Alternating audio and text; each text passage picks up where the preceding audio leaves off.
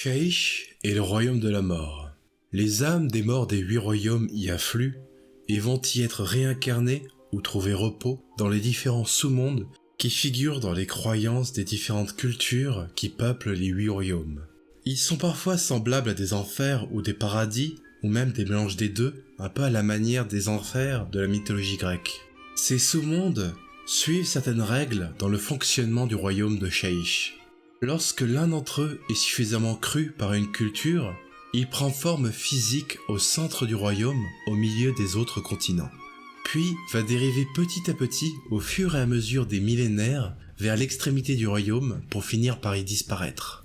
Cela peut aussi arriver prématurément si les cultures et croyances de ces sous-mondes venaient à s'éteindre. Une autre particularité de ces sous-mondes est aussi la création de divinités protectrices de ces domaines, créées par les mêmes mythologies qui auront créé ces sous-mondes, ce qui les rend un peu différents d'autres divinités telles que les bêtes divines ou encore les dieux du Panthéon. On peut d'ailleurs apercevoir l'avatar d'un dieu de la mort détruit, Ouboros, le dévoreur du temps, aux côtés de Sekar, la lieutenante de Neferata, la mortarque du sang. Shyish est cependant aussi parcouru et habité par des vivants. Cela veut donc dire que s'ils sont prêts à tenter un tel voyage, des mortels pourraient donc aller physiquement rencontrer leurs ancêtres et être aimés pour pouvoir renouer avec eux. Un peu à l'image du mythe d'Orphée et d'Eurydice dans la mythologie grecque. Il y a d'ailleurs une histoire similaire à propos du prince Mahesa, un elfe du peuple sylvestre étant parti à la recherche de sa compagne humaine défunte dans le royaume des morts. Le fait que ce genre de choses soit possible peut être à la fois une bénédiction et une malédiction. Car après tout, si retrouver les morts de son vivant est possible, cela peut aussi empêcher certains d'en faire le deuil. D'un autre côté, certaines cultures de Shyish fonctionnent en symbiose avec les esprits de leurs morts, profitant de leur expérience et de leur sagesse. Ceci dit, les lois fondamentales de Shyish ont été changées lors des événements du nécroséisme provoqués par le rituel de Nagash, le grand nécromancien et le dieu des morts vivants. Lors de ce rituel, Nagash a tenté d'absorber les énergies des extrémités du royaume en les canalisant vers son centre dans une pyramide noire créée à partir de verre constituée d'immenses quantités de sable des tombes. Ce sable est la pierre de royaume contenant la magie cristallisée de Shyish. Certaines croyances prétendent d'ailleurs qu'il existerait un de ces grains pour chaque vie à travers les royaumes mortels. En se servant de cette pyramide comme nexus, le grand nécromancien a essayé de canaliser toute cette énergie à l'intérieur de lui pour devenir la mort elle-même. Cependant, son plan a échoué et la magie a été libérée dans une immense explosion, créant une vague d'énergie nécromantique que l'on connaît sous le nom du nécroséisme. Par la même occasion, ce cataclysme a aussi créé un trou béant au centre de Shyish, le Nadir.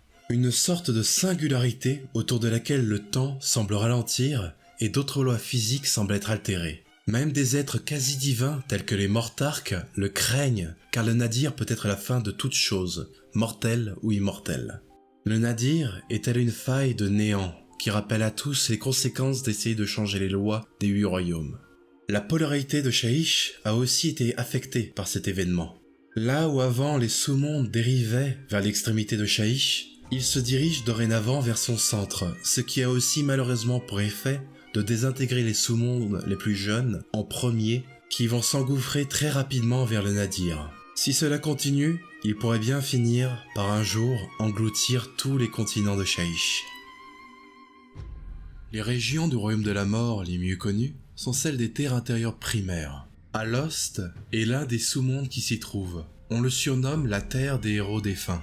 Ce paradis accueille les âmes déterminées d'individus qui souhaitaient une éternité de combat sans fin, à l'instar du Valhalla dans la mythologie nordique. Des aventures épiques les attendent chaque jour contre des créatures monstrueuses venues des montagnes de Mordraven. Ces guerriers légendaires ont même repoussé avec succès les forces de Nagash lors de sa conquête de Shyish. Ironiquement, les morts d'Alost pensaient que les morts vivants du grand nécromancien n'étaient que d'autres ennemis dans leur bataille éternelle, et n'ont même pas réalisé qu'il s'agissait d'une invasion. Lors de l'âge du chaos, ils furent par la suite aussi envahis par des lames de Khorne, le dieu du sang, qui se réjouissait d'avoir trouvé une terre de guerre perpétuelle. Les guerriers des morts d'Alost les ont longtemps tenus en respect, mais au fur et à mesure, certaines de leurs âmes héroïques ont commencé à disparaître mystérieusement après avoir été frappés par des éclairs, ce qui a affaibli leur force au moment où ils en avaient le plus besoin. Plus tard, au début de l'âge de Sigmar, des éternels de l'orage de l'Ost des enclumes d'Eldenhammer sont venus en renfort à Alost.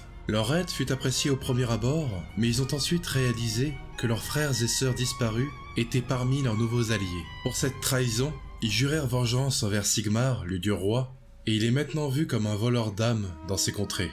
Non loin de là, de l'autre côté de la mer, se trouve le continent de Charnecourt, qui a été le domaine de la cour de l'été, l'ancien royaume d'Ushoran, le mortarque de l'illusion, avant qu'il ne soit déchu. Ce qui fait de ce continent le berceau de la malédiction des ghouls et des cours de Manchère. Si on continue par la passe de la folie du trépassé, on arrive au continent de Styx, aussi connu sous le nom de la terre des dieux oubliés. Elle doit ce nom à une mystérieuse race de dieux ou immortels qui se seraient mélangés avec des mortels durant l'âge des mythes. C'est d'ailleurs aussi là que Nagash s'est replié après avoir eu son crâne fendu par Archaon, l'élu éternel, avec son épée la tueuse des rois. C'est aussi dans cette région qu'a été fondée la cité libre de Létis, où avait été enfermé Orphéon Catacros, le mortarque des Nécropolis. Il a été sauvé par Dame Olinder, la mortarque du deuil, qui a réussi à le libérer en vainquant le Célestin Prime, le premier éternel de l'orage et le porteur du Galmaraz lui-même. À côté se trouve le continent d'Athanasia, où un étrange phénomène affecte certains mortels qui y vivent. Ils y vivent un court laps de temps prédéterminé avant de s'éteindre puis renaître par la suite au lever du soleil suivant. Entre Athanasia et Styx, au milieu de la mer des chagrins noyés, se trouve une forteresse de Dwardin vénérant le chaos nommée Zar Vixa. Elle absorbe l'énergie magique d'un sous-monde situé dans les profondeurs de la mer nommé Akenos, qui sert de carburant pour leur industrie infernale. Un autre continent qui partage des côtes avec cette mer est Nephiratia, le territoire personnel de Neferata, la mortarque du sang. Elle l'a soigneusement façonné pour qu'il ressemble à son ancien royaume d'origine, allant même jusqu'à baptiser sa capitale Noulamia, en honneur de Lamia, la cité dont elle était reine dans le vieux monde. Certains esprits et spectres de Lamia peupleraient aussi son domaine. De l'autre côté de la chaîne de montagnes traversant le continent se trouvent les désolations hurlantes. Ce sont les anciennes ruines de l'empire de Dolorum, dont Dame Olinder, la mortarque du deuil, a été impératrice durant sa vie. Et elle continue à ce jour à l'occuper avec ses processions de hante nuit. De l'autre côté de la mer, faisant face à Nephiratia, se trouve Karstinia, le domaine de Manfred Vorkarstein, le mortarque de la nuit.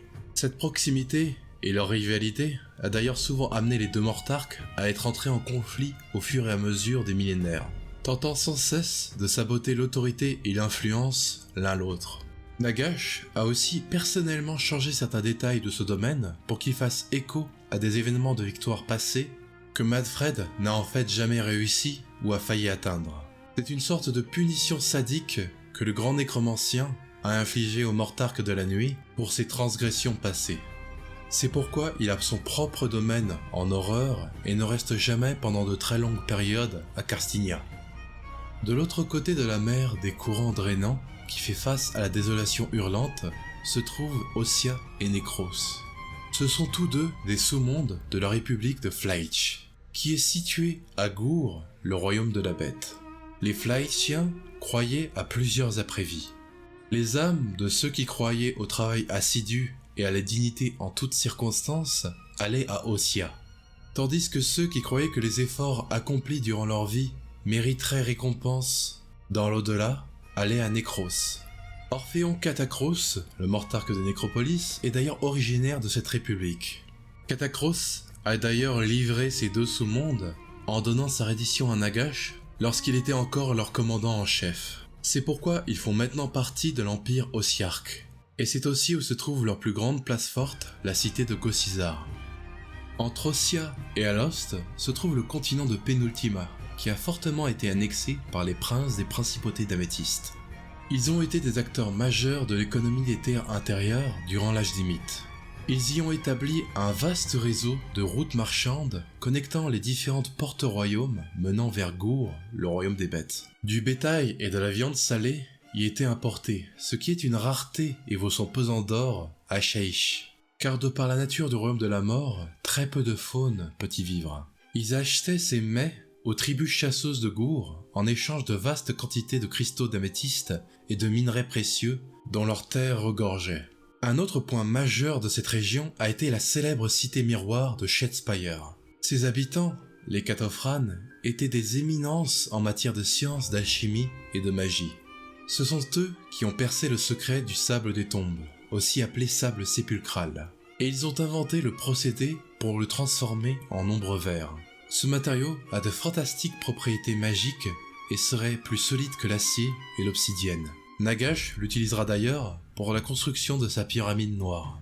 Les Catophrane se servaient de ce verre pour stocker les esprits et les âmes de leur peuple, ainsi que ceux de différents savants et experts de différents domaines qu'ils ont invités à travers tous les royaumes. Tous les bâtiments et rues de la cité étaient recouverts de ce verre. Les esprits résidant dedans pouvaient apparaître comme des reflets dans ces miroirs. La cité est alors devenue un havre de connaissances et d'inventivité. Les Catophrane entrèrent dans un tel âge d'or qu'ils finirent par proclamer publiquement que Shadespire avait vaincu la mort elle-même. Nagash enragea de leur arrogance et mit au point un puissant sort pour les punir. Il arracha l'essence physique de la cité et la précipita dans l'éther, où elle demeura à jamais comme un écho spectral de son ancienne incarnation. Les ruines de la cité peuvent toujours être trouvées à Penultima, mais l'essence de la cité et de tous ceux qui y vivaient repose maintenant en Ulgish, le crépuscule caché, un sous-royaume situé entre Ulgu, le royaume des ombres, et Ish, le royaume de la lumière. Le royaume de Shaish rappelle sans cesse l'inévitabilité de la finalité de toute chose. Mais ces sous-royaumes prouvent aussi que rien ne disparaît jamais vraiment. C'est un endroit spirituel où peut se matérialiser l'imagination, les espoirs et les peurs des mortels des 8 royaumes. Merci d'avoir regardé la vidéo jusqu'au bout. J'espère que vous aurez apprécié ce dessous des cartes de Shaish. Cette vidéo a pris un peu plus de temps que les autres, donc s'il vous plaît, si elle vous a plu, n'hésitez pas à la partager avec des gens que ça pourrait intéresser. Ça aiderait grandement la visibilité de la chaîne. À la prochaine!